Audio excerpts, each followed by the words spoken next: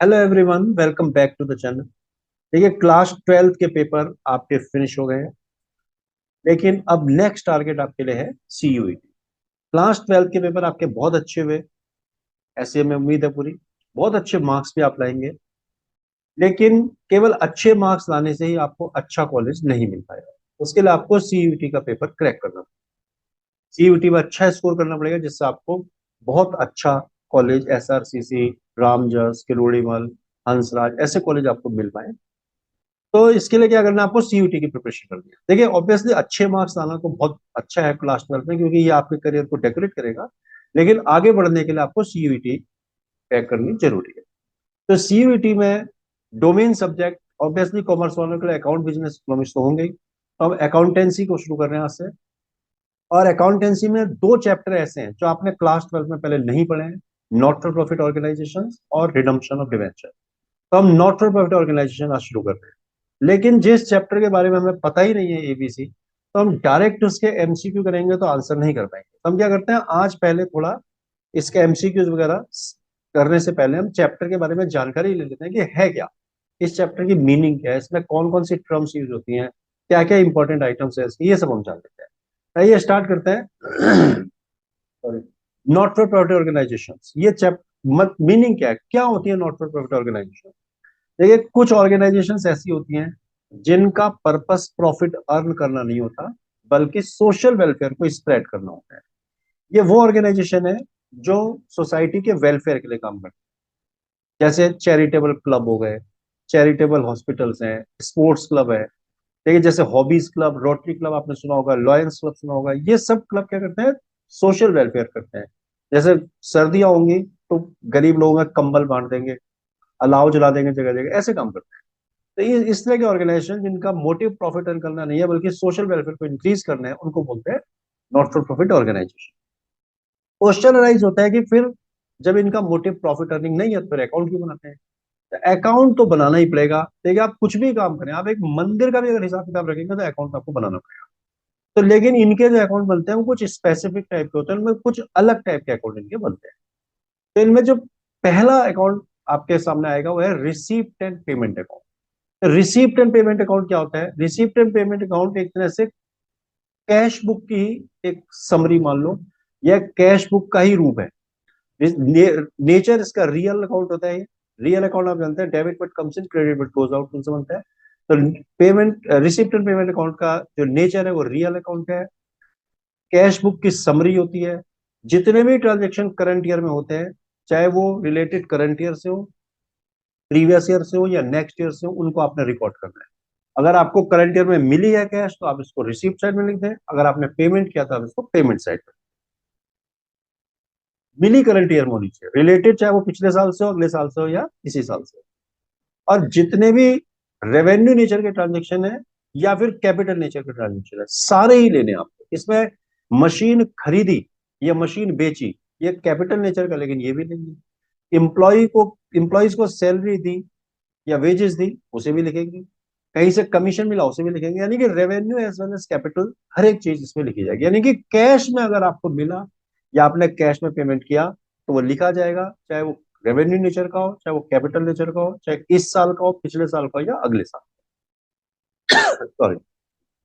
देखिए, नेक्स्ट इसमें एक बनता है, एक और बहुत इंपॉर्टेंट अकाउंट है, income and expenditure account. Income and expenditure account एक नॉमिनल नेचर का अकाउंट है। नॉमिनल अकाउंट वो होते हैं जिनसे प्रॉफिट या फिर लॉस मालूम पड़ता है। ये नॉमिनल नेचर का है और एक तरह से प्रॉफिट एंड लॉस अकाउंट की तरह है। और इसमें ध्यान रखना पड़ेगा कि आपको कि केवल revenue transaction are recorded in it. इसमें केवल रेवेन्यू नेचर के ट्रांजेक्शन रिकॉर्ड होते हैं। जैसे आपने सैलरी दी स्टाफ को, कमीशन दिया, आपको कहीं से कमीशन मिला या इंटरेस्ट मिला, तो वही रिसीव कर रहे हैं। अगर आपने मशीन खरीदी, सैलरी, आप अगर बिल्डिंग खरीदी या इस तरह से कोई आपने पेमेंट किया, या आपको रिसीव हुआ कोई हैवी अमाउंट जो कि कभी कभी मिलता है, तो वो आप इसमें रिकॉर्ड नहीं करेंगे। इसमें केवल रेवेन्यू ट्रांजेक्शन रिकॉर्ड करेंगे। रेवेन्यू ट्रांजेक्शन मतलब वो जो रूटीन बिजनेस ट्रांजेक्शन है, जो आपके नॉर्मल ट्रांजेक्शन होंगे आपके काम के। और दूसरी बात ये ध्यान रखना है कि केवल करंट ईयर के ट्रांजेक्शन ही इसमें आते हैं। इसमें वही ट्रांजेक्शन ले जाते हैं जो करंट ईयर से रिलेटेड होते हैं, पिछले साल से रिलेटेड और अगले साल से रिलेटेड, भले ही वो रेवेन्यू नेचर के हो और भले ही हमें मिल भी चुके हो। या हमने पे भी कर दिया हो, तब भी उन्हें एलिमिनेट करना होता है। केवल ट्रांजेक्शन ऑफ करंट ईयर के आते हैं, यानी कि नॉमिनल नेचर का अकाउंट है, प्रॉफिट एंड लॉस से मिलता जुलता है, केवल रेवेन्यू नेचर के ट्रांजेक्शन से रिकॉर्ड होते हैं, और ट्रांजेक्शन ऑफ करंट ईयर इसमें रिकॉर्ड होता है। तो ये इसकी शॉर्ट शॉर्ट समझ, देखिए बहुत डिटेल में जाने की जरूरत नहीं पड़ेगी, क्योंकि एमसीक्यू हमने करने हैं, उसके लिए जितना जरूरी है वो हम आपको कराते हैं, इतना सफिशियंट रहेगा। जानना, देखिए अब इसमें कुछ इंपॉर्टेंट आइटम्स होते हैं एनपीओस के, उनको बताते हैं। उनको बताने का मीनिंग, एक तो उसकी मीनिंग क्या है वो बताएंगे, और दूसरा उसका नेचर जानना है, रेवेन्यू है या फिर कैपिटल नेचर का है। तो रेवेन्यू है तो आपको मालूम है कि वो केवल इनकम एंड एक्सपेंडिचर में आएगा, और कैपिटल है तो वो आपका रेवेन्यू इनकम एंड एक्सपेंडिचर में नहीं आएगा। और रेवेन्यू कैपिटल दोनों ही रिसिप्ट एंड पेमेंट में आएंगे। रिसिप्ट एंड पेमेंट में तो सब आते हैं जो करंट ईयर से रिलेटेड होते हैं। सॉरी। ठीक है, सबसे पहले सब्सक्रिप्शन। सब्सक्रिप्शन क्या होता है? Subscription is the main source of income of NPOs. NPOs के सबसे main source of income subscription है, जब इसको हिंदी में चंदा भी बोलते हैं। तो सब्सक्रिप्शन इनको मेंबर से भी मिलता है, नॉन मेंबर से भी मिलता है, और ये डेफिनेटली रेवेन्यू नेचर की इनकम है, इसको इनकम एंड एक्सपेंडिचर लिखा जाता है। रिसिप्ट एंड पेमेंट में तो सभी लिखेंगे। Life membership fees. ठीक है, लाइफ मेंबरशिप फीस क्या होती है? लाइफ मेंबरशिप फीस होती है कि किसी मेंबर ने जो एनुअल फीस या मंथली फीस देनी है, उसने कहा कि मैं आपको बार बार का झंझट नहीं रखना चाहता, आप मेरे से लाइफ टाइम का पेमेंट देंगे। तो उसको क्या होगा कि जितना पेमेंट आपका बनता है, मान लीजिए आपका 1000 पर मंथ बनता है सपोज, ठीक है, तो 1000 पर मंथ आपका जो बनेगा, उसको देखिए 1000, अब एक साल का हो गया 12,000 रुपये। और मान लीजिए 10% आपको इंटरेस्ट मिल जाएगा इसको इन्वेस्ट करने पर, डिवाइड बाई 10 इंटू 100। तो उस बंदे ने कहा मेरे से 1,20,000 रुपये ले लो इकट्ठे, तो साल में आपको 10% इसका 12,000 रुपये मिलेगा, हर महीने का 1,000 रुपये हो जाएगा। तो इस तरह से भी कई लोग करते हैं कि हम बार बार का झंझट नहीं करना, अब हमसे सारा पैसा इकट्ठा ले लो, तो उसको बोलते हैं लाइफ मेंबरशिप फीस। तो ये डेफिनेटली कैपिटल नेचर की है, इसको आप बैलेंस शीट में लाइबिलिटी साइड में लिखेंगे, इनकम एंड एक्सपेंडिचर में नहीं। रिसिप्ट एंड पेमेंट में तो आएगा। Endowment fund. एंडाउमेंट फंड होते हैं वो फंड जो किसी स्पेसिफिक पर्पस के लिए मिलते हैं, यानी कि इनकी जो इनकम है, जो ये फंड मिलेंगे, सॉरी, इनके इनकम को किसी स्पेसिफिक यूज में लिया जाता है। और जो चीज स्पेसिफिक यूज में आती है, आपको नॉर्मल यूज में नहीं ले सकता, उसको कैपिटल नेचर का मानते हैं। ये कैपिटल नेचर का होगा। नेक्स्ट है एंट्रेंस फीस या एडमिशन फीस। ठीक है, जब नया मेंबर पार्ट इसमें एडमिट होगा एनपीओ में, किसी भी एनपीओ में, तो वो कुछ एंट्री फीस या एडमिशन फीस देता है। तो उस फीस को या एडमिशन फीस को, एंट्रेंस फीस को क्या मानना है, कैपिटल या फिर रेवेन्यू? तो कुछ लोग कहते हैं कि ये तो कैपिटल नेचर की होती है, क्योंकि ये तो एक बंदा एक ही बार देगा, बार बार देगा नहीं। और दूसरे लोग कहते हैं कि नहीं यार, ये तो रेवेन्यू नेचर की है, क्योंकि क्लब्स में और इस तरह के ऑर्गेनाइजेशन में, इंस्टीट्यूशन में तो लोग आते जाते रहते हैं, तो ये रेवेन्यू नीचे। तो इसमें डिफरेंस ऑफ ओपिनियन आ जाता है। तो इसमें क्या है कि अगर क्वेश्चन में कुछ इन्फॉर्मेशन कॉन्ट्रेरी ना दी हो, तो नॉर्मली इनको रेवेन्यू नेचर का माना। नेक्स्ट आता है डोनेशन। ठीक है, डोनेशन क्या होता है? आपको जो पैसा मिलता है किसी से, आपके मतलब जो एनपीओ है उनको यूज करने के लिए, उनको डोनेशन बोलते हैं। और ये दो टाइप के होते हैं, स्पेसिफिक और जनरल। स्पेसिफिक डोनेशन होता है जो किसी खास काम के लिए आपको दिया गया। जैसे आप मान लीजिए एक मंदिर बनवा रहे हैं, तो मंदिर में बंदे ने बोल दिया कि भाई इस लॉर्ड की जो स्टेचू बनेगी, जैसे हनुमान जी की या किसी की, तो उसके लिए पैसा लगाना है, तो वो स्पेसिफिक हो गया। या आप मान लीजिए कोई क्लब बना रहे हैं, तो उसमें बोल दिया कि स्विमिंग पूल जो इसमें बनेगा या इसमें जो ग्राउंड बनेगा, उस उसमें जो ग्राउंड में नेट्स वगैरह देंगे उसमें मेरा पैसा लगाना, तो ये स्पेसिफिक हो गया। तो इसको आप इनकम एंड एक्सपेंडिचर में नहीं लिख सकते, इसको आपको बैलेंस शीट लाइबिलिटी में लिखना पड़ेगा। और अगर जनरल है, यानी कि आपको दे दिया कि आप कुछ भी करिए इसका, तो वो उसको फिर रेवेन्यू नेचर का माना जाता है। नेक्स्ट है लेगेसी। लेगेसी होता है कि कोई पर्सन जब मरते समय अपनी विल में अगर लिख जाता है कि मेरे क्लब को इतना पैसा मेरी प्रॉपर्टी से दे देना, तो उसको बोलते हैं लेगेसी। और ये डेफिनेटली कैपिटल नेचर की है कि दोबारा आपको उस बंदे से नहीं मिलने वाली। Sale of old asset. Sale of old asset भी कैपिटल नेचर का होता है। अगर आपने पुरानी एसेट बेच दी है, तो उसको कैपिटल नेचर का इनकम माना जाएगा। लेकिन उस पर अगर प्रॉफिट या लॉस होता है, तो उस प्रॉफिट और लॉस को आप इनकम एंड एक्सपेंडिचर में दिखाएंगे। देखिए सेल ऑफ ओल्ड एसेट का पैसा जो आएगा वो नहीं आएगा income and expenditure, received and payment में लिखिए, और इनकम एंड एक्सपेंडिचर में नहीं लिखना आपने। फिर आपको बताता हूँ कि रिसीप्ट एंड पेमेंट में तो सब कुछ लिखना है जो करंट ईयर में मिला या आपने पे किया। इनकम एंड एक्सपेंडिचर की मेन बात होती है, तो इनकम एंड एक्सपेंडिचर में ये नहीं लिखा जाता। लेकिन अगर आपको इसको बेचने पर प्रॉफिट हुआ, मान लीजिए 10,000 का आपने 12 में बेचा तो 2,000 प्रॉफिट हो गया, या 10 का था आपने 9 में बेचा 1 का लॉस हो गया, तो इस प्रॉफिट और लॉस को इनकम एंड एक्सपेंडिचर में शो कर।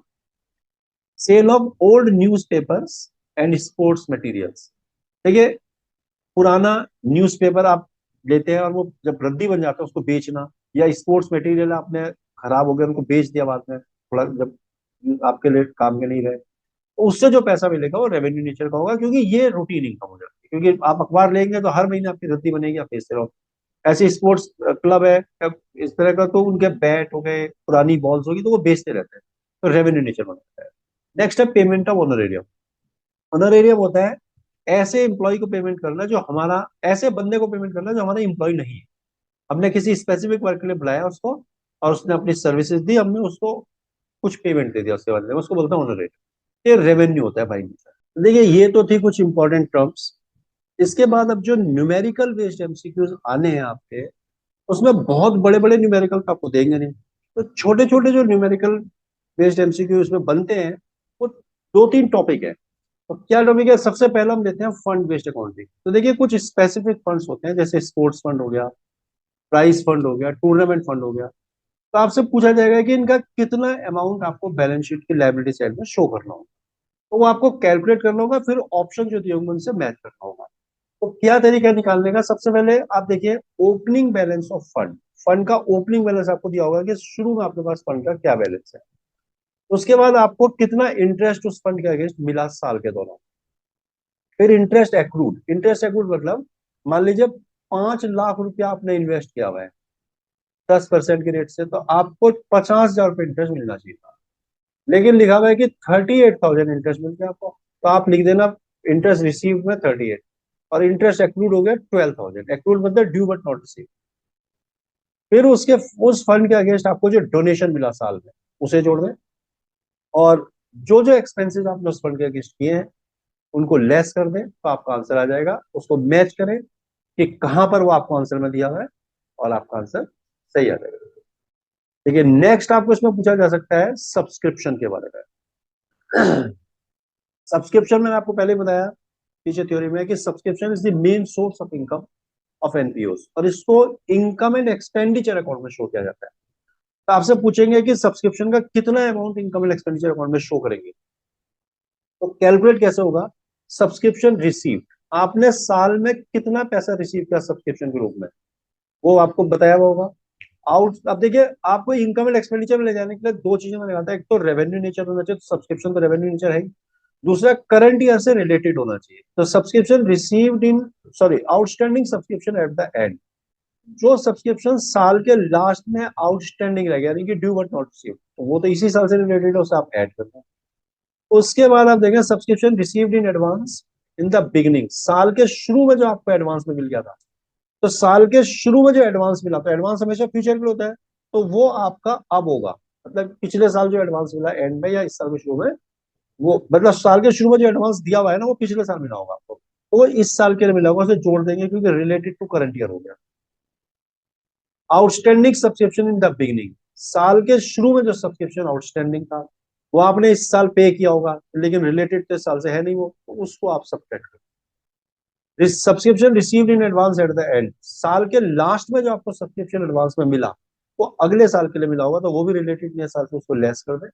इस तरह से जो आंसर निकलेगा उसको मैच करें अपने आंसर से जो आपको एमसीक्यू में दिया हुआ होगा, और आपका आंसर इसका भी सही है। तो बिल्कुल सिंपल तरीका है, इसको आप ध्यान में करें। नेक्स्ट आता है कंज्यूमेबल गुड्स। देखिए कंज्यूमेबल गुड्स वो गुड्स होती है जो during the course of work consume हो जाती है, जैसे स्टेशनरी है, तो स्टेशनरी का आपके पास कुछ ओपनिंग बैलेंस होगा, कुछ आपको क्लोजिंग बैलेंस बताएंगे, कुछ बताएंगे आपने इतना परचेज किया है, इतना पहले आउटस्टैंडिंग था, अब आउटस्टैंडिंग, ये सब चीजें दी रहती है। तो आपसे बोलते हैं कि आप बताइए स्टेशनरी या मेडिसिन हो सकती है या स्पोर्ट्स मटेरियल हो सकता है कि कंज्यूम कितना हुआ साल के दौरान, तो उसको निकालने का तरीका क्या है। Sorry। देखिए दो तरीके से क्वेश्चन को प्रेजेंट किया जाता है। एक दिया जाता है परचेस ऑफ, मतलब ऑफ, ऑफ के आगे आप लगा लें जो भी आपको कंज्यूमर गुड है, स्टेशनरी है, purchase of stationery, purchase of medicine या स्पोर्ट्स मटेरियल जो भी हो, तो वो आपको परचेज दिया हुआ है या फिर पेमेंट मेड फॉर दिया हुआ है, यानी पेमेंट मेड फॉर स्टेशनरी या पेमेंट टू क्रेडिटर्स, इस तरह से दिया हुआ है। तो हम आपको कहते हैं पूरा तरीका बता रहे हैं करने का पेमेंट वाले में, और उसी हिसाब का परचेज वाला भी बन जाएगा। देखिए अगर आपको दिया है पेमेंट मेड फॉर, यानी कि आपने पेमेंट किया है, मान लीजिए स्टेशनरी के लिए किया है या मेडिसिन के लिए, तो पेमेंट मेड फॉर ये दिया हुआ है, तो ये आपने यहाँ लिख देना है। उसके बाद आपको ऐड क्या करना है, ये भी आपका इनकम एंड एक्सपेंडिचर में शो होता है। तो इनकम एंड एक्सपेंडिचर में जाने के लिए दो ही क्राइटेरिया, एक तो रेवेन्यू होना चाहिए, रेवेन्यू तो ऑब्वियसली है ही है, इसीलिए हम इसको कैलकुलेट कर रहे हैं इनकम एंड एक्सपेंडिचर के लिए, और दूसरा करंट ईयर से रिलेटेड होना चाहिए। तो creditors at the end sorry, देखिए साल के लास्ट में जो क्रेडिटर आउटस्टैंडिंग होंगे, यानी कि जो क्रेडिटर जिनको आपने पेमेंट देना दिया नहीं वो क्रेडिटर होते हैं, तो उनको आप ऐड कर दें क्योंकि वो इस साल से रिलेटेड। और advance paid in the beginning, साल के शुरू में, यानी कि पिछले साल के लास्ट में जो होता है वो इस साल के शुरू हो जाता है, इसलिए उसको बिगनिंग बोल जाता है। तो पिछले साल जो आपने एडवांस पे किया था वो इस साल से रिलेटेड होगा, उसको ऐड कर दें। फिर क्रेडिटर्स इन द बिगनिंग, जो साल के शुरू में क्रेडिटर्स थे वो पिछले साल से रिलेटेड था, आपने इस साल पे किए होंगे तो उनको लेस करने। Advance paid at the end, जो आपने साल के लास्ट में एडवांस पे किया वो अगले साल के लिए किया होता है, उसको लेस कर दें। तो ये सॉल्व कर लेंगे तो आपका आ जाएगा परचेज ऑफ स्टेशनरी मेडिसिन, जो भी होगा वो आ जाएगा, परचेज आपने कितना किया। इसीलिए अगर परचेज दिया हुआ, purchase of stationery, purchase of medicine, तो केवल आपको यहां से आगे काम शुरू करना है, ओपनिंग क्लोजिंग स्टॉक को प्लस माइनस, और पेमेंट मेड फॉर दिया तो आपको सब कुछ देना होता है। तो ये निकल गया परचेज ऑफ कंज्यूमेबल गुड्स। उसके बाद इसमें ओपनिंग स्टॉक जोड़ दें, क्लोजिंग स्टॉक घटा दें, तो ये आपका consumable goods consume during the year, यानी कि जो भी कंज्यूमेबल गुड्स है, स्टेशनरी हो मेडिसिन हो, आपने साल के दौरान कितनी कंज्यूम की वो निकल करके आ जाएगा। तो इस तरह से इसी तरह के क्वेश्चन आपको ज्यादा पूछे जाएंगे सीयूटी के एमसीक्यूज में, इनको आप अच्छी तरह प्रिपेयर करें। तो आज हमने आपको थ्योरी बता दी है एनपीओ की, अब हम नेक्स्ट वीडियो में आपको इससे रिलेटेड न्यूमेरिकल्स ला करके, पढ़ाया हुआ कंटेंट अगर आपको अच्छा लगता है तो चैनल को लाइक और सब्सक्राइब